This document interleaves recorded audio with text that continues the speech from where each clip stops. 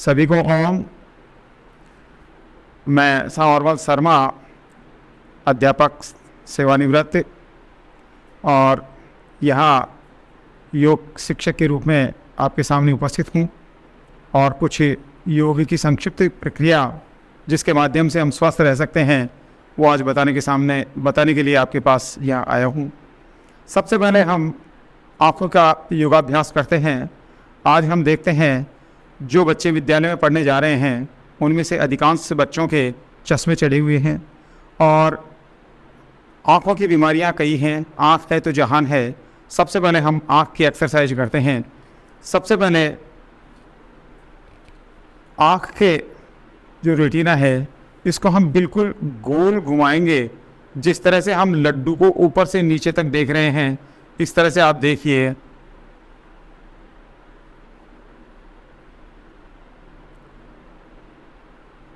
अब इसको anti clockwise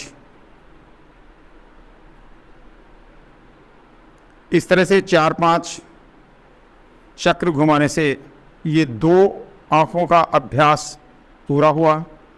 अब इसके बाद आँखों से हम 8 आड़े 8 के रूप में आँखों के रेटिना को हम घुमाएंगे। जिस तरह से आप देखिए मेरी आँखों की तरफ।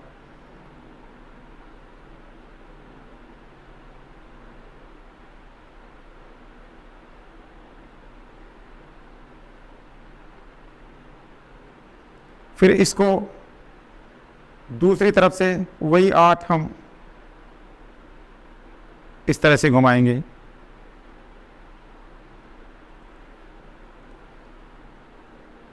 मात्र 40 सेकंड का ये आंखों का व्यायाम है। इससे हमारी आंखों को हम कई प्रकार के रोगों से मुक्त रख सकते हैं। बहुत ही अच्छा व्यायाम है। इसके साथ ही हम आंखों को 180 डिग्री एंगल पर घुमाने का प्रयास करेंगे।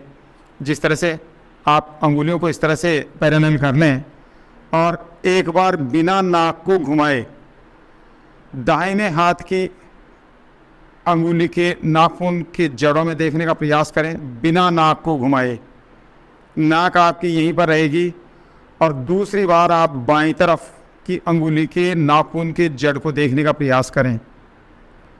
केवल आँखों से घुमाना है।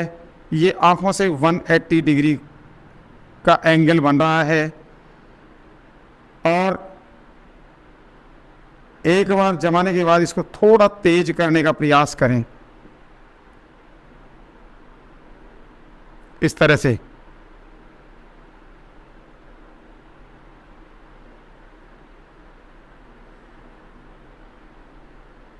ये आंखों का एक सूक्ष्म व्यायाम है।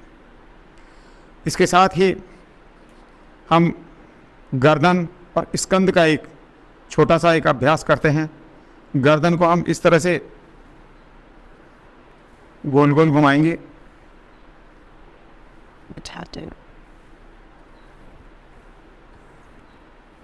ये गर्दन का बहुत अच्छा अभ्यास हो गया और हमारी नसें जो पूरे हृदय तंत्र से मस्तिष्क को जोड़ती हैं इस तरह से घुमाने से क्लॉकवाइज और एंटी क्लॉकवाइज घुमाने से ये नसें मजबूत होती हैं और दिमाग में रक्त का संचरण बहुत अच्छा चलता रहता है। 4-5 चक्र इस तरह से घुमा दिया तो हमारा रक्त संचरण मस्तिष्क के लिए बहुत अच्छा होता है। इसके साथ ही हम एक छोटा सा एक चक्रासन का एक छोटा सा अभ्यास है जिसमें हम ऊपर आकाश को देखते हैं। योग का एक सीधा सा नियम है, यदि हम पीछे झुकेंगे तो श्वास अंदर खींचेंगे और यदि हम आगे झुकेंगे तो श्वास को बाहर निकालेंगे। तो इस तरह से हम श्वास अंदर खींचते हुए जितना पीछे झुक करके ऊपर देखने का अभ्यास करेंगे ये बहुत अच्छा होगा।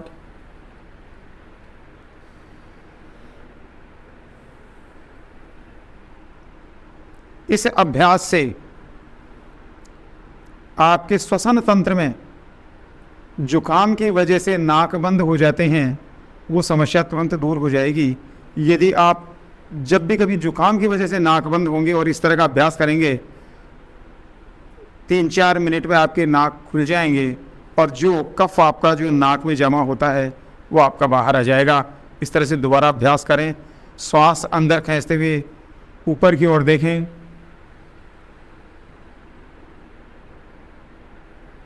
सामान्य तरीके से जितना देख सकते हैं उतना ही देखें, इससे ज़्यादा देखने का अभ्यास करें आप, एक साथ प्रयास न करें।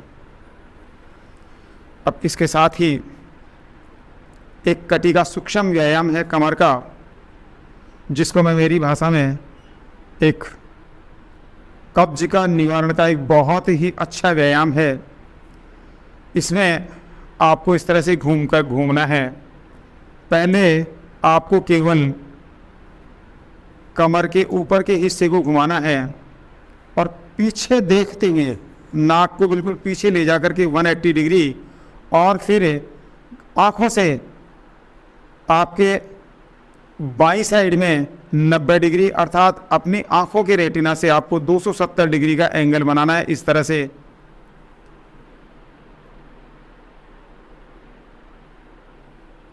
फिर धीरे धीरे वापस आ जाएं और फिर पुनः दूसरी तरफ से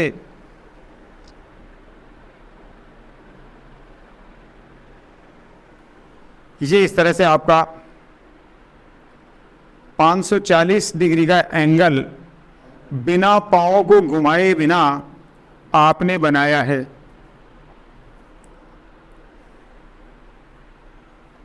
इसके अगले अभ्यास में हम पाँव को उठाकर, मतलब बिना उठाए पीढ़ी उठा करके पंजों के बल घूमना है हमें, बिल्कुल पीछे इस तरह से, और फिर उसके बाद 180 डिग्री पीछे घूमना है, अर्थात आपका टोटल कर्व 360 डिग्री एंगल हो जाना चाहिए। और फिर पुनः वापस आप अपनी स्थिति में आ जाएं और फिर दूसरी तरफ से घुमा करके पीछे और इस तरह से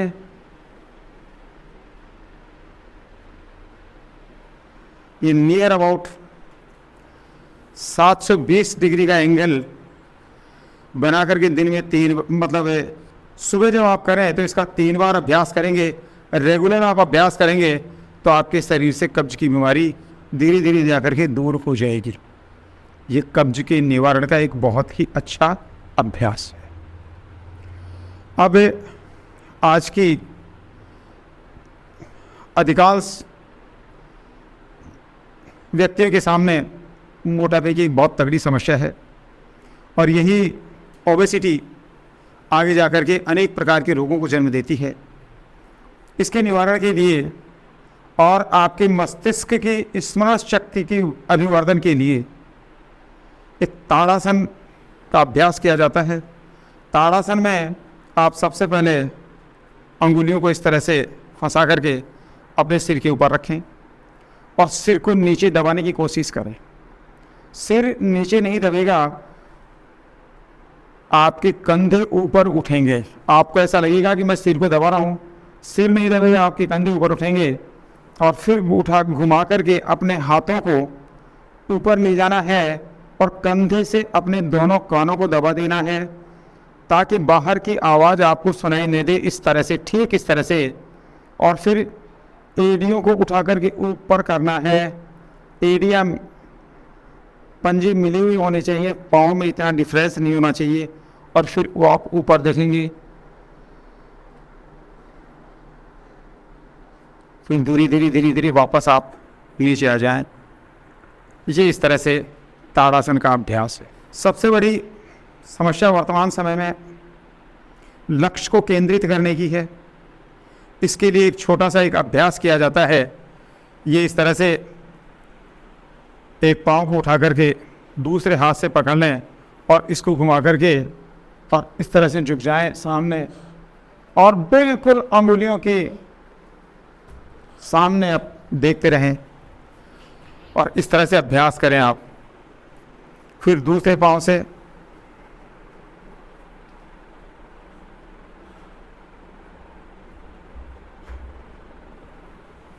अधिकांश व्यक्तियों के कमर दर्द की समस्या भी है, इसके लिए एक आसन, पाँव अपना बायां पाँव उठा करके सीधा करें और दाहिने हाथ से उस पाँव को पकड़ लें। इस तरह से बायां पाँव दाहिने हाथ से उठा करके पकड़ लिया और फिर धीरे धीरे घुटने मोड़ करके नाक से लगाए इसको। ठीक इस तरह से दूसरे पाँव को इस तरह से उठा करके इस तरह से लगाएं। दाहिना पाँव बाएं हाथ से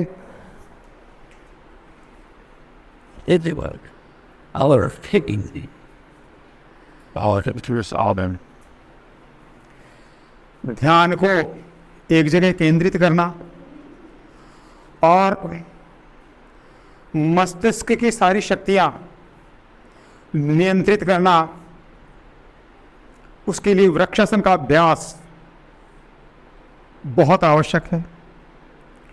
वृक्षासन, वृक्ष जिस तरह से एक जगह पर खड़े होकर के स्थिर और अडिग रहते हैं, ठीक उसी तरह से हमें भी इसका अभ्यास करना चाहिए। और हमारे ऋषि मुनियों ने वृक्षासन पर खड़े रह करके अनेक मंत्रों का अनुष्ठान किया है और उन मंत्रों को सिद्ध किया है, वही आज आपके सामने प्रस्तुत है। एक पाँव उठा करके ऊपर लगाएं, जितना ऊपर हो सके उतना ऊपर लगाएं और पाँव को सीधा, अंगुलियां अंगूठे नीचे होने चाहिए, इस तरह से लगा दें। फिर उसके बाद प्रणाम मुद्रा। प्रणाम मुद्रा में आप कंधों को जितना हो सके उतना आगे लेकर के आएं, कंधे आगे।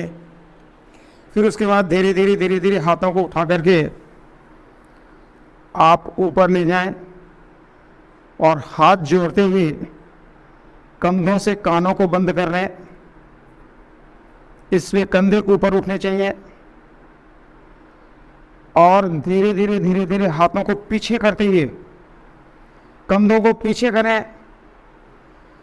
इससे आप देखेंगे कि आपके लंग्स में, आपकी श्वसन प्रक्रिया में आपके फेफड़े ऑक्सीजन से पूरे भर रहे हैं और आपके रक्त के प्रत्येक कण कण में ऑक्सीजन की मात्रा घुलती जा रही है। और इस तरह से फिर क्या कर लें, ये वृक्षासन एक पाँव से, अब आप दूसरे पाँव से इस तरह से करें, बिल्कुल ठीक इसी तरह से। पाँव जितना ऊपर लगाएंगे उतना आपका बैलेंस बहुत अच्छा बनेगा। फिर उसके बाद प्रणाम मुद्रा, कंधे ठीक आगे, हाथों को धीरे धीरे इस तरह से घुमा करके आप ऊपर ले जाएं और ऊपर ले जा करके फिर इस कंधों को आप ऊपर, और इस तरह का अभ्यास करें कि मेरे हाथ आसमान की ऊंचाइयों को छू रहे हैं। फिर धीरे धीरे कोने को पीछे घुमाते हुए, हाथों को पीछे करते हुए आप इस तरह से फिर आ जाएं सामान्य स्थिति में। ये वृक्षासन का अभ्यास है। इस तरह से आप दोनों पाँव से सुबह के टाइम पर 4-5 बार करेंगे, बहुत ही अच्छा होगा। अधिकांश व्यक्तियों के घुटनों में दर्द, जोड़ में दर्द, इसके लिए एक बहुत ही अच्छा आसन है, उसको गरुड़ासन के नाम से जाना जाता है। इस गरुड़ासन का अभ्यास आपके और हमारे सबके लिए बहुत ही अच्छा उपयोगी है। इसमें एक पाँव को उठा करके पीछे लगा दिया जाए इस तरह से, और जिस तरह के पाँव को उठाया उसी तरह के हाथ को उठा करके इस तरह से चक्कर लगा दें।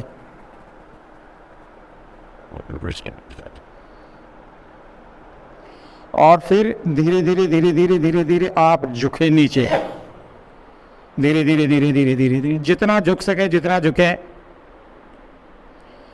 फिर धीरे धीरे आप ऊपर उठ जाएं, फिर वापस स्थिति में। अब आप इसको दूसरे पाँव से करें।